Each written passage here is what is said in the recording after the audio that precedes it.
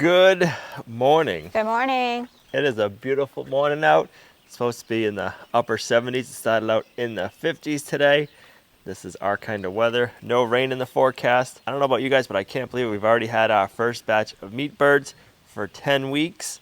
So that means it is time to harvest them. And we have a few things we need to do inside the workshop. So we are ready to get half a year's worth of meat birds in the freezer, because the other half will be in like 2 or 3 weeks. So let's get in there. I'll show you what we got to do. All right, so we have our chicken plucker. We got this one. I want to say it's been like 6 or 7 years that we've had our chicken plucker from coopsandmore.com. It's been a really good chicken plucker.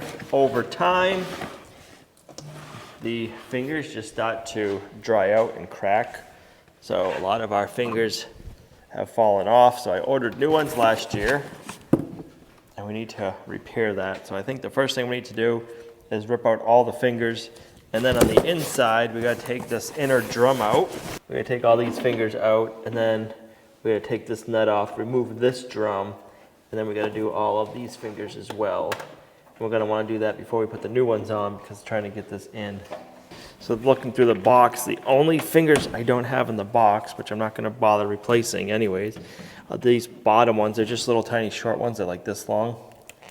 I don't have those in the kit that I ordered. I'm not sure if I just ordered the fingers or how I did it, because I ordered them last year. As soon as this started falling apart, I'm like, I'm gonna order new fingers, and then next year when we go to use it again, we'll have to finish fixing it before we can use it. I wonder how easy it's going to be to put them back in. Was that first one that you put in okay? Yeah, I tried one the other day to make sure everything was gonna work, and it went in. I mean, they're coming out easier than it goes in, but it wasn't terrible. So now, let me go grab a socket. I'm more curious to see how this bottom disc or bottom plate comes out, because we got to get that out. It's a 24mm socket, and now I just got to figure out if it's right-hand thread or left-hand thread. So, give it a little brat and see what happens. It is regular thread, right-hand thread. So that was easy to take off. So a lot of the times, things that spin, they put the threads left hand instead of right hand. Like saw blades and stuff like that are usually opposite, so I didn't know if I'd have to tighten it to loosen it. But I didn't know, so I had to try both ways. But it's regular thread. So now, we're gonna see how this thing comes out, because it still doesn't want to.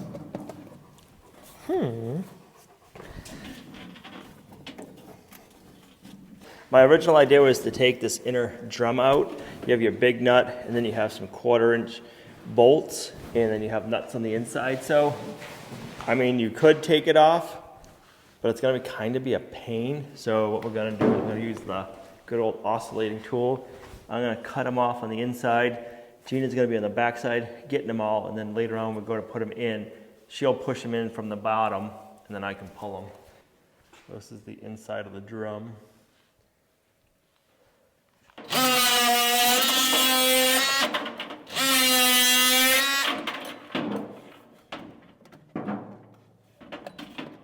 Don't pop them out though.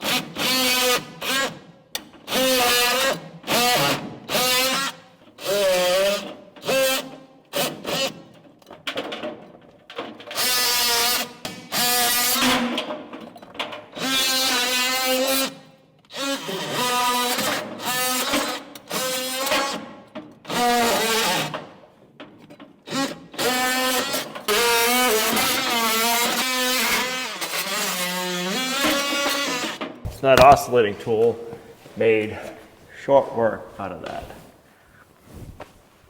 That thing comes in so handy. It's one of those tools that you're like, oh, will I ever really use it? And you use it all the time. Seriously, the oscillating tool, I'm like, what is this? But I use it for a lot of things, even little silly things. I cut cardboard with the other day. You can just cut anything that needs like a little, I don't know, it just works really good. I wonder how much nicer the chickens will come out now. These should have been replaced a few years ago, because I think it was not last year, the year before. They were kind of like bent over from being used so much, so I spun them the other direction so that they would kind of straighten out. and then now they just broke. So the chicken should come out a lot nicer this year. So let's put one in and see how it goes. All right, so then I gotta take my pliers and pull. Oops.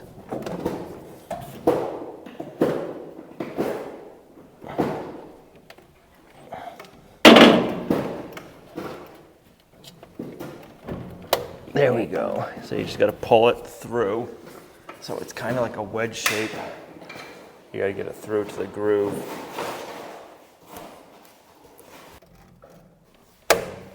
There we go. So I'll have you hand them through. Once you hand them through, get your hand out of there because that one just spun while I was pulling it. And I don't want to get your arm. Yep. Hold on. There you go. Put my hand in until after. Yep.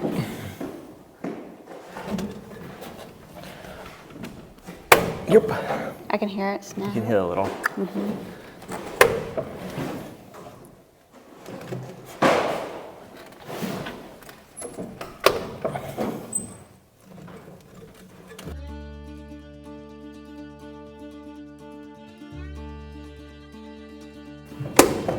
Two more.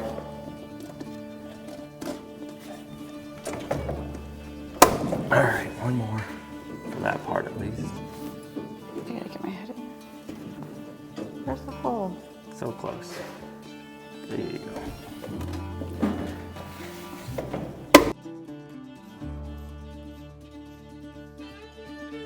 One, two, buckle my shoe. Wow. These are Almost like, do you need the rubber mallet, you think? No. They make like a special plier tool.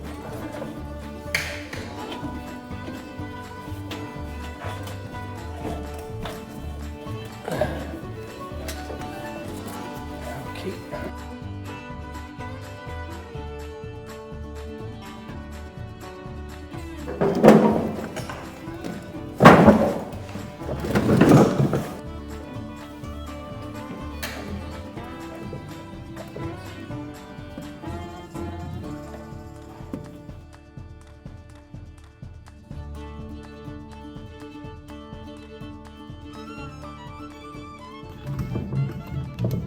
All right, that should be the last one.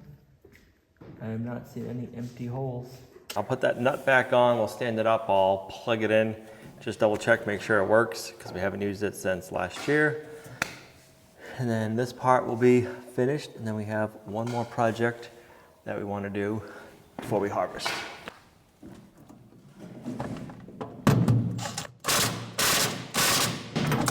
All right. Let's plug it in, make sure it works. Right. All right, ready, Brutus?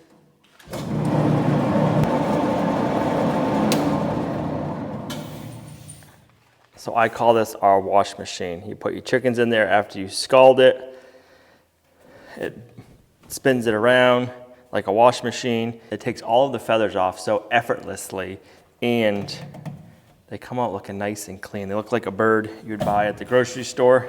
Then we pack them up in a heat shrink bag, and they look like it's store-bought. So it's kind of cool that you can get everything to look that nice with something like this, and this saves so much time from hand plucking. So now that we have this thing done and ready, we'll wash it in the morning before we go to use it. We're gonna build one more project for tomorrow. We've never had one of these before.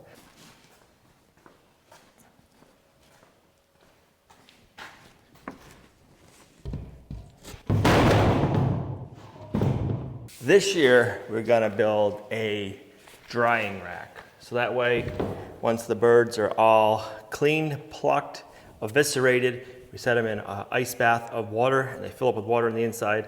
Then we rinse them out, wash them down, and then we're gonna have this rack so we can put them on the rack, let them finish drip drying.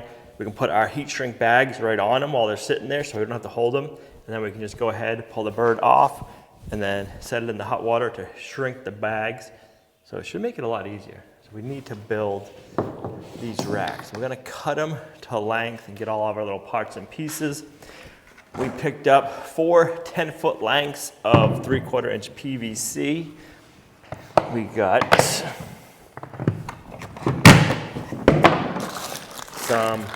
I got a 10 pack of 90s.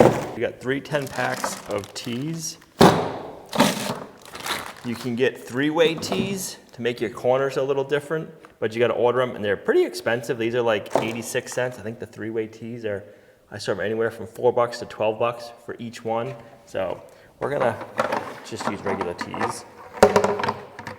And then we have a bunch of end caps. And then for a tool, we're gonna use our PVC hand cutters. We have PVC hand cutters. The nice thing about these is they're ratcheting, and when you cut them, you don't make a mess. Like if you did the chop saw, you kind of have like little PVC slivers everywhere, sawdust. This, you don't. So we're going to need, I got a cut list. Let's see. We're gonna be building 2 of them. If we're only building 1, we would need 8 pieces, 8.5 inches, 10 pieces, 12 inches long, and then 2 pieces, 10.5. So let's just cut 1 first, make sure we like everything, and then we'll go ahead and we'll make the second one. We're not gonna glue everything together because we wanna be able to take everything apart, set it in bleach and water to clean them, dump everything out, let them dry, and then store them in either a 5-gallon bucket or a tote. That way we don't have a huge rack sitting around all year round. I have a feeling that this project is going to be one that we wish we had done a long time ago. It was just one of those things where you have to be able to store it, and I also want something that I can be able to clean really good. So that was the hesitation with that.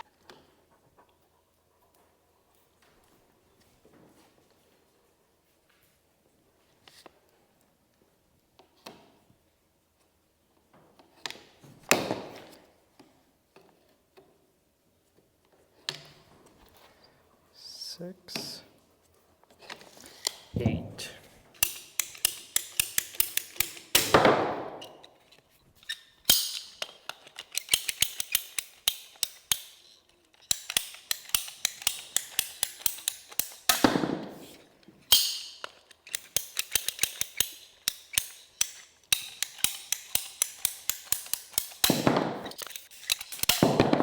These things make cutting PVC so easy and clean.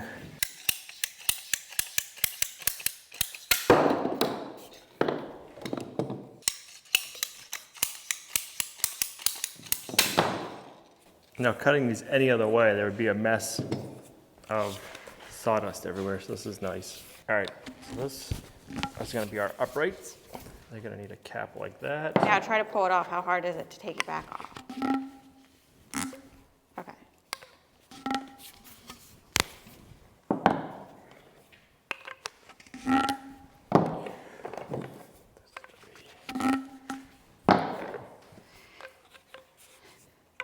It's like going in the pool and catching the, Right, the what is little that called? sink sticks.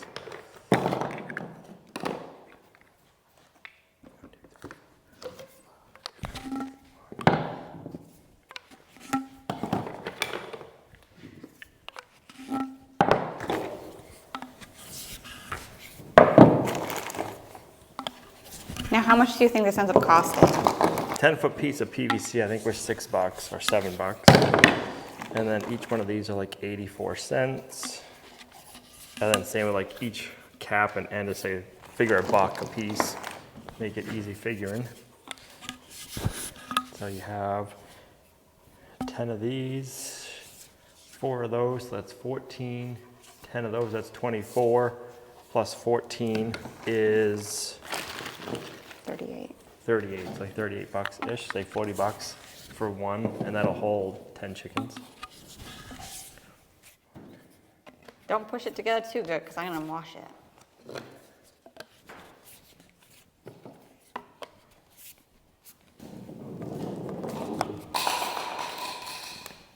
You'll do like that, and then like this. So if you had a 3-way 90, you'd be able to do away with this 90. Okay, so that's gonna be 1/2.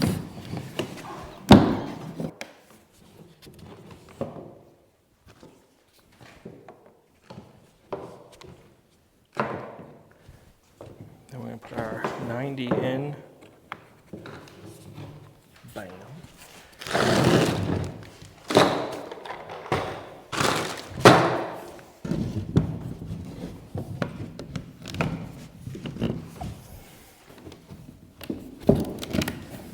There you go. So this should measure, looks like 4 feet, which kind of, that'll work.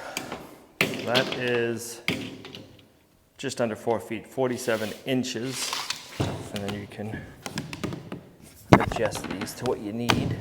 So this way you can put your chickens, boom, boom, boom. You have 10 on there drying, put your bags on there. We'll show you tomorrow. And then you can just pull them off.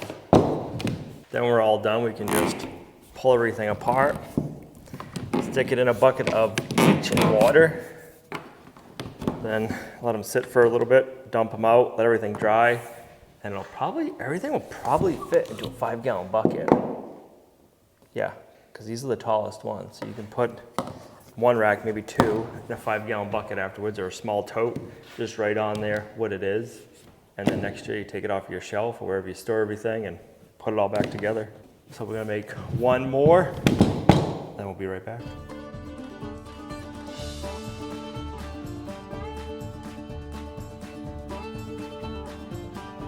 With everything going on with all the rain from Hurricane Beryl and all the flooding, we haven't had a chance to show you guys the new animals that Gina and Olivia have gotten. So let's go out to the barn and I'll show you our new barn animals. You ready to show them your new animals? Yep, and they're never gonna believe what it is, what they are.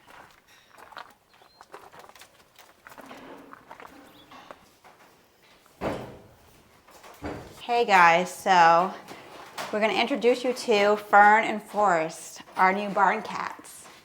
And they have not been in the house yet. I hear somebody purring. This is Forest, isn't he cute? And this is Fern.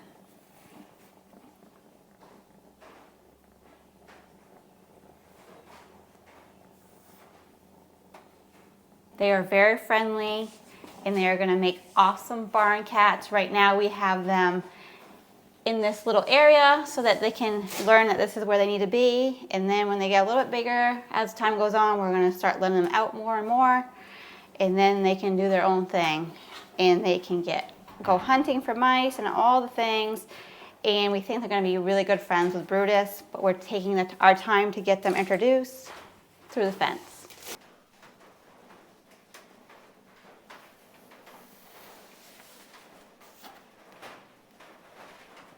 So it's been working out really good, keeping them in Brutus's old dog kennel. This way they're inside, learning the barn is their home. And then they're also getting used to Brutus, and Brutus is getting used to them. So probably won't believe us, but we've had them for 2 weeks and they've been out here the whole time and they're not going in the house. I can see it now. The comments are going to say, I bet she's going to put them in the house. She's going to bring them in the house. How much time is it going to be? But we've already gone 2 weeks and they've been out here. I think it's different too, different time of the year. We also have a nice barn, a nice place for them. So these guys will stay out in the barn, and we already have 2 barn cats that are now house cats, so we don't need 4. Right, babies?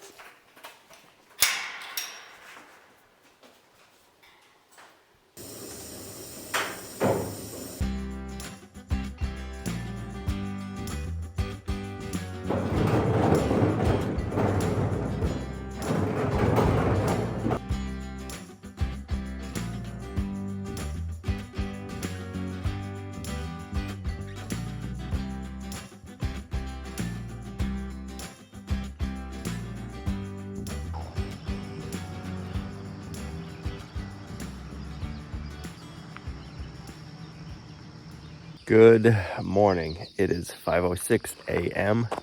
It's 55 degrees out right now. It feels good. The roosters are up. Yesterday, I got everything pulled outside and set up in the area I like it to go. We gotta get our chicken scalder filled with water and make sure that gets up to temperature. We have an outdoor hot water spigot to fill that up. So that'll probably be like 120 when we put it in. So we want to get our water to 150 degrees for scalding. Between 148 and 150 I found is a sweet spot. So we'll plug that in, get that warming up. And then I didn't bring out my Easy Up tent yet because I don't want it blowing over the night. We gotta collect some meat birds. But first, let's get some hot water going.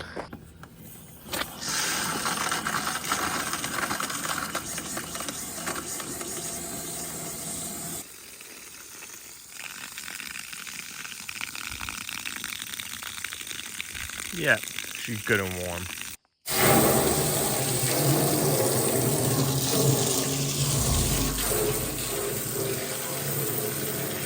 First thing you ever want to do when you're harvesting your own animals is get your hot water scalder going, because that's what's going to slow you down if your water's not up to temperature and you want to get going. You're not starting yet. And then I have also found an outdoor hot water spigot is one of the best things you can have too on a homestead for harvesting, because that water coming out of there is going to be around 120. We'll check and see what it is when we plug the scalder in.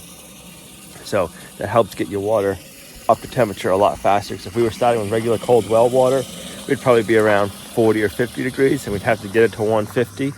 So starting at 120 and then going 150 takes a lot less time.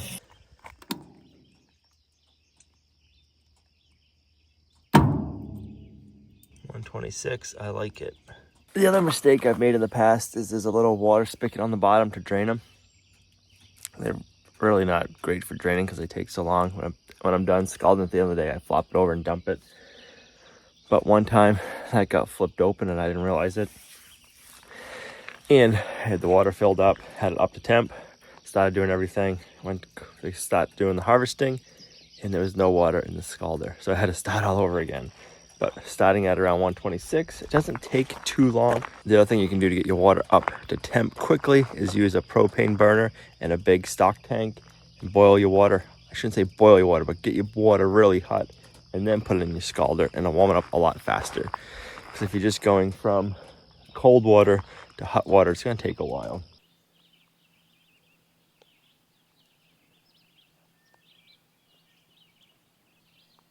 The next most important thing is a cup of Lumnah Acres coffee. That's how you start your morning off right. Look how nice and foggy it is this morning.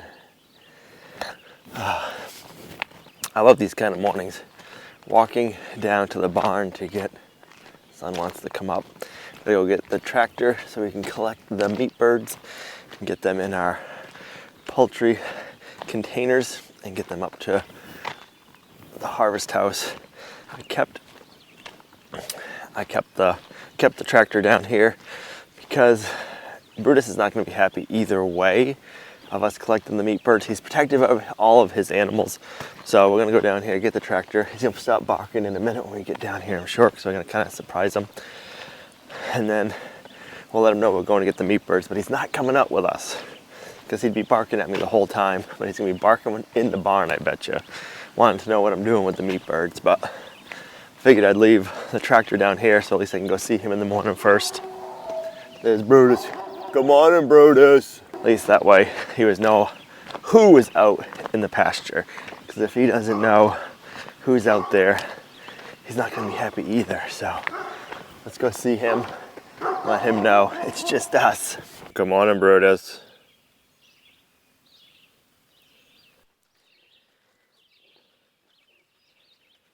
You got the zoomies?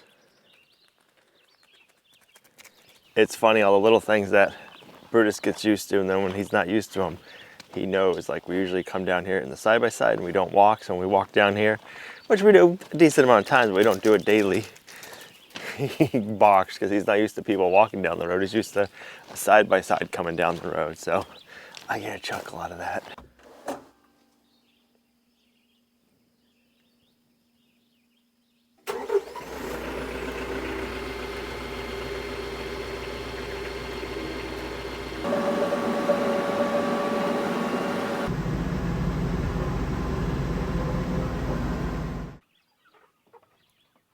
Good morning, ladies.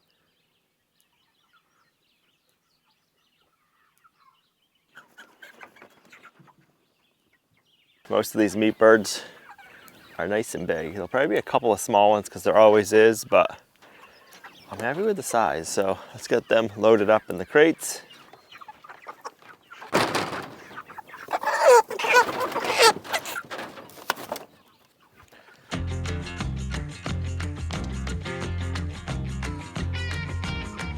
I know, ladies. What are we up to, huh? Don't worry, it's not your day. Just the meat birds. You're good. All right, if I did my math correctly, we have 51. I left 2 in that chicken tractor and 1 in that one, so that would have been 53. But those 3 are a little on the small side, so that would have been 54. Those 3 are a little on the small side, so we'll save them up for the next batch, and they'll be good size. All right, we got everything set up over here. I gotta put some water in our buckets under our cone to catch everything, and I like adding water in there so it has something to go into. We're not really gonna get into a huge detail of any of the stuff today.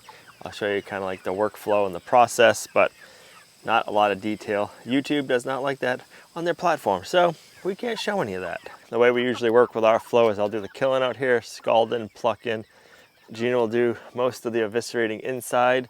When she gets backed up, I have a table out here to do some eviscerating also. I got a bucket of soapy water for washing my hands. Inside, Gina has the sink, stainless steel table. We got the new drying rack set up. We got cools full of ice water and apple cider vinegar to soak the meat birds in after all the eviscerating is done. So I think we're ready. If I'm wearing headphones today, it's because I'm listening to either music or an audiobook. Probably an audiobook while I'm working. And that way, while I'm walking around, moving around, I can stay listening to it and I don't have to have speakers everywhere.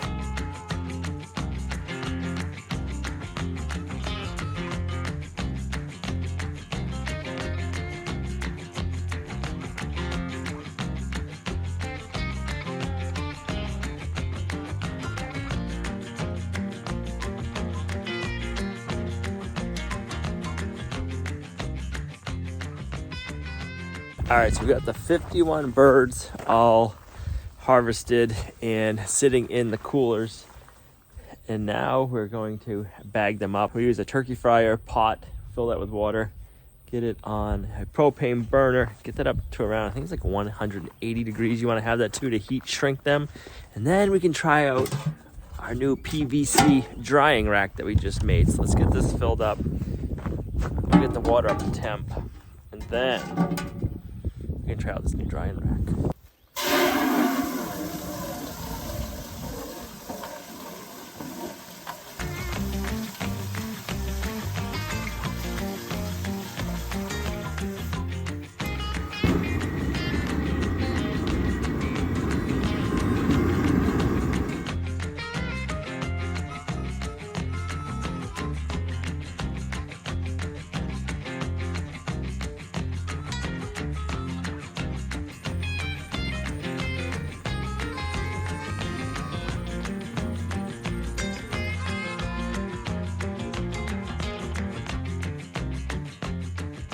All right, so we bagged up 26 whole chickens. They average weigh about 4 pounds a piece. These birds are a little bit smaller than we normally do, so the next batch we're gonna let go a little bit longer so we can get them to be average of 5-6 pounds per bird. But they come out looking so good. I put a slit on that back piece of skin where you cut for eviscerating, and then you can tuck the legs in and it holds, and then you shrink wrap your bird, and that's what it looks like after. So those are pretty. Gina is going to piece out the last 26 of the birds and get them all frozen up individually. These will leave whole for big meals, especially in the winter. Then I'm gonna do a lot of cleaning. I think that's probably one of the worst parts of the job is cleaning up afterwards.